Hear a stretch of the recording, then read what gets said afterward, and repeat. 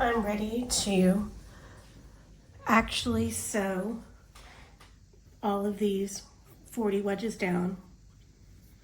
The corners were already sewn using the stitch and flip method. And you'll notice, keen-eyed observers will notice that not all of the wedges on this block are truly vintage. If you're a fan of certain makers, like here's some Aunt Grace Goes Scrappy, you'll realize that I am running out of my original 1,000 or so wedges, and I'm only about 2/3 of the way through the quilt. So I have been subsidizing with some secondhand fabrics, but they might be of newer origin. I had one friend kindly gift me her grandmother's aborted sewing project of Dresden plates, and the Dresden plates were a little irregular in their cuts, so I went in and used templates I had made and cut wedges from them. So I've got these darling prints from her grandmother's unfinished project that now are getting a new life in a new project. So they're no longer going to be Dresden plates, they're going to be wedges in a double wedding ring. And I am using a Singer Touch and Sew model 778 sewing machine. It's from the 1970s, and it is a nice little workhorse. My mom thrifted it for me for $35, and I've had it for just a few months. It has come with its challenges. These feeder dogs, unlike probably anyone else's sewing machine, these feeder dogs are rubber. Most feeder dogs I've seen are metal. I had to replace these feeder dogs recently because, being from the 1970s and being original, the rubber was decaying. It was literally deteriorating and leaving the equivalent of tire marks on the back of all my work, no matter how much I adjusted the tension to make sure these weren't being pressed too hard. So, good news is I was able to take a photo, find a replacement on Amazon, get the exact same model, just new rubber, so there's not a problem with it leaving marks. Originally I thought it was oil from the machine, because that's when you Google why is my machine leaving marks on the bottom of my fabric, it's going to suggest because you've got oil residue coming up from a dirty lint area underneath the plate.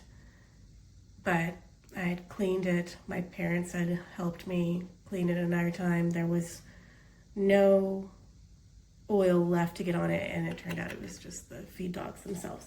So I learned about that. There's another thing I had to replace recently, and that was the pedal. Interestingly, and this is an important PSA, pedals from the 1970s can deteriorate as well. And something about a carbon stack going bad, I didn't totally understand it, but I talked to ChatGPT and I was like, hey ChatGPT, my foot is getting awfully hot, and I've noticed that my pedal has stopped being responsive to different pressures, and instead it has its own erratic way of speeding up and slowing down no matter what I have it set to, fast or slow speed.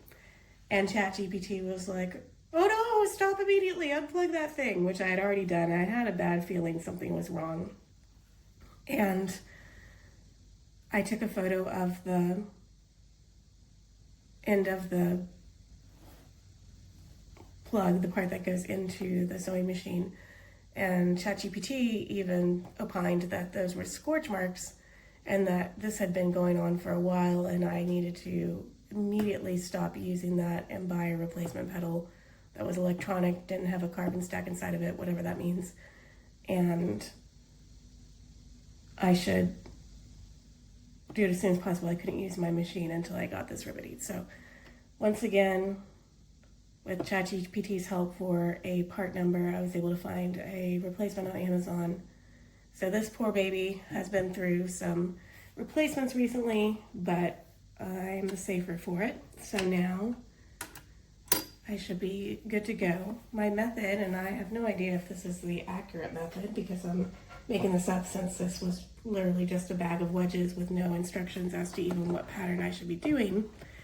I have come up with my own way of doing the raw edge applique. And so what I'm going to do is sew as best as I can about 1/8 of an inch away from the top seam, and I'm going to sew along the top of each arch all the way around all 4 sides, and then I'm going to go back and finish out the rest of each arch. So first there's going to be a pass going along the top of the arch, and then when I get all the way around, then I'm going to go back and do side, bottom, side, jump over, side, bottom, side, jump over, side, bottom, side, and you'll see that.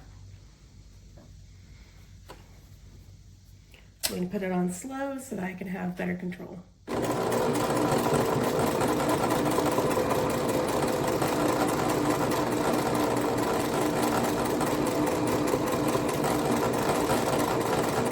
By the way, I'm using white thread.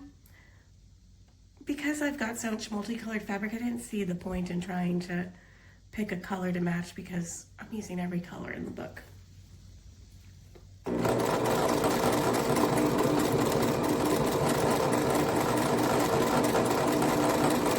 Another reason white is good is when I'm going down and around and up, down, around and up, sometimes I overshoot it and I might get a stitch on the backing fabric, and since the backing fabric is bright white, then the thread doesn't show up.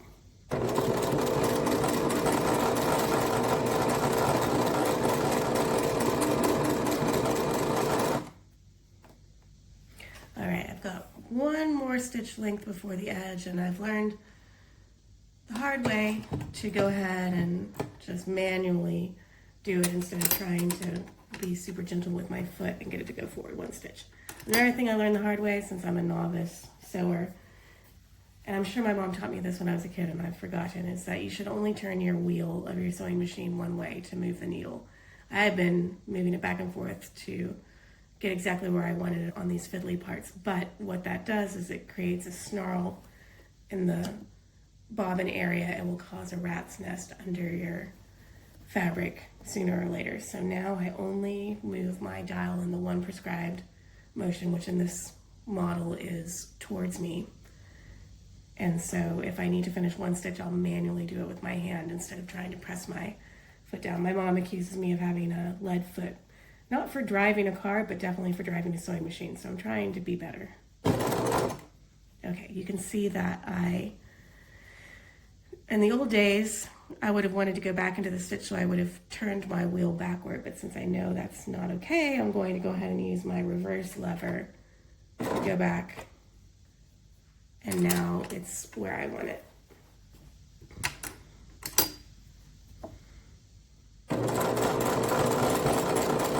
And I'm not trying to be a perfectionist here. I'm going to try to stay an 1/8 of an inch away, but I'm good with whatever happens. This is a Scrappy quilt. The fabric survived this long.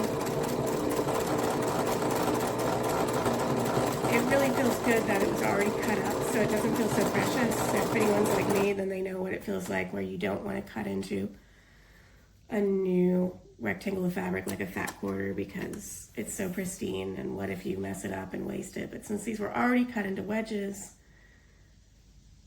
I didn't feel as bad about doing it. This is a fabric that I found that's contemporary, but I thought it blended perfectly, especially with this, which is one of the vintage fabrics.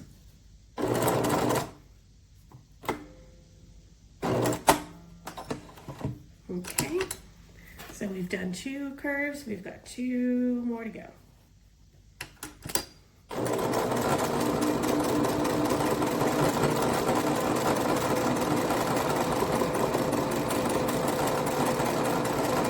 Every one of these on this row, because this is the row I demoed for you, original 30s to 50s fabric from my antique store. But I do give props to the designers of the reproduction fabrics, because if you didn't feel them, you'd be hard pressed probably to know which were the reproduction fabrics and which were the original. I have noticed that the reproduction fabrics seem to have maybe a glossier, softer finish. I think it's the way that they do the final part of the manufacturing. It has a slickness to it, especially the Aunt Grace Go Scrappy fabrics that I bought, that it's mainly by feel that if I jumbled all of my fabrics up, I would know which were the original, more flower sugar ones. That said, this yellow one that I'm doing right now, this is a fat quarter I got recently at a quilting store in Amish country in Ohio, and it totally has the look of a print from the feed sacks. So, designers today are doing a great job.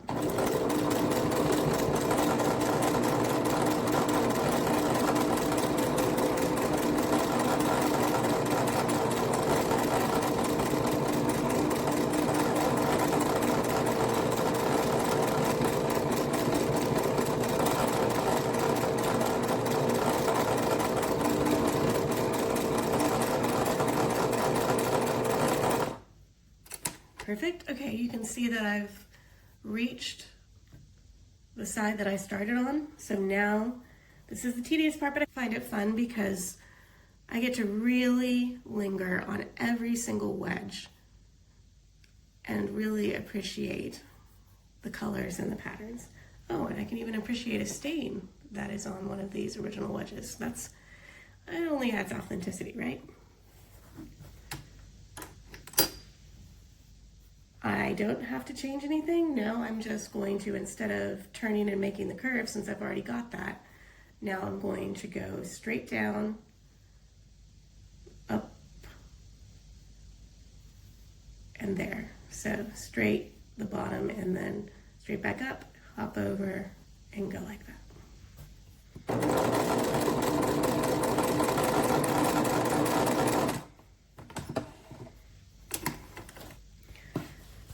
I have seen on YouTube videos, like the YouTube video where I learned about glue basting, the woman had a modern contemporary machine that had something, I don't know what it looks like, but she described being able to press with her knee to lift the presser foot, which would be amazing. But since mine is a 1970s model, then I have to do the manual pressing. But it's fine. I am not trying to speed through this. It's funny, I see things called slow stitching on the internet, which I presume is for hand stitching, but I personally am doing slow stitching on a machine because of all this pivoting. And feel free to write in the comments if there's something I could do to be cleverer about how I go around all four sides. This was the most efficient thing I could come up with, which was to do the outer arcs and then finish the other three sides one at a time. I am open to suggestions, though. I try to also, when I'm doing these other sides, stay about 1/8 of an inch. I don't sweat it as much if I know that there's some significant overlap. But my goal is just to tack it down enough that it's not going to fray into the pattern and destroy the actual interior of the wedge.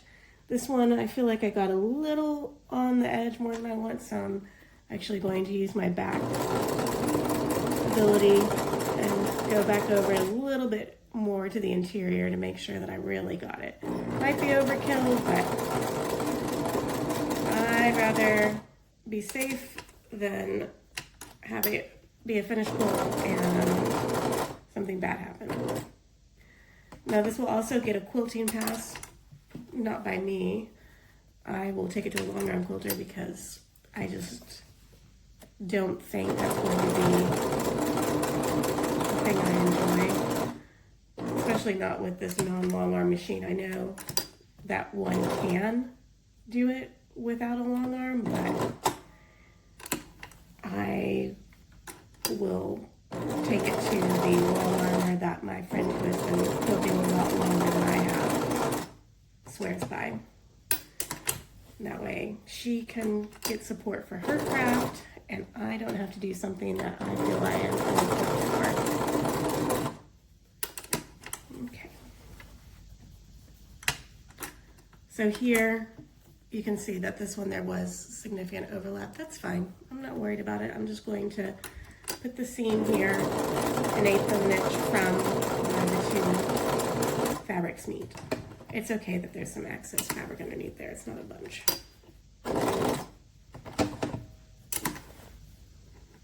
And I will just keep going around until I've got all 40 wedges fairly sewn down. I am using a 12 stitches per inch setting on my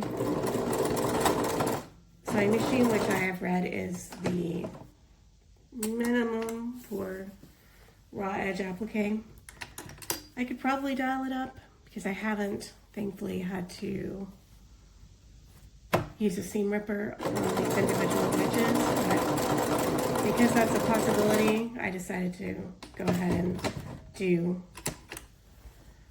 the lowest recommended stitches per inch for raw edge applique in case I was going to have to rip things out.